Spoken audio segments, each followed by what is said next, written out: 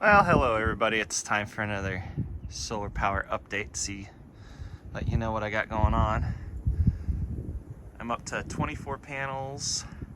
They're 12 volt panels, about 170 watt. I think it's 22 or 23 volts open. But I've got 4 series strings of 6. Those all come down here. Kind of a terrible job here. It looks like a mess. But probably should have just penetrated that eave and ran everything down through one piece of conduit, but hey. Anyway, I got one midnight solar surge protector here. Everything goes down here, and that's where it enters the house, and we'll continue the video in there. Alright, so here we are inside the house. This is where the line comes in, and that's where I get my ground off of a water pipe.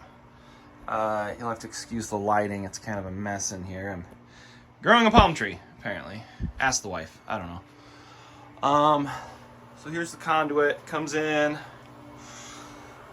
goes through a 50 amp breaker, the one on the right there, goes into the charge controller, and then out of the charge controller, goes through that 100 ampere breaker there, goes down to the bus bars, and 150 amp breaker. It's somewhat undersized, but I don't really plan on pushing this thing that hard.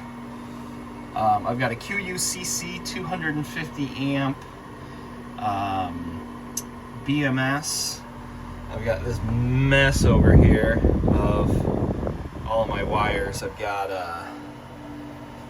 this is a 2 amp battery equalizer. Just does a little bit better job than just the QUCC on its own. It's an active balancer, which I have mixed feelings about. Here's the it's a 4448 inverter, midnight solar classic charge controller. We got this little 12 amp kind of auxiliary circuit. Just runs the lights down here. So if something happens, that's the light up there. So if something happens, we kind of always have lighting down here, so we can, you know, hit our transfer switch and do what we got to do. So this is a 10 circuit transfer switch by Reliance, and then I've got all my layout in here for, you know, what each circuit does. Well, there you go. That's our current usage. Our batteries are getting kind of full, so I've got a space heater running in the other room.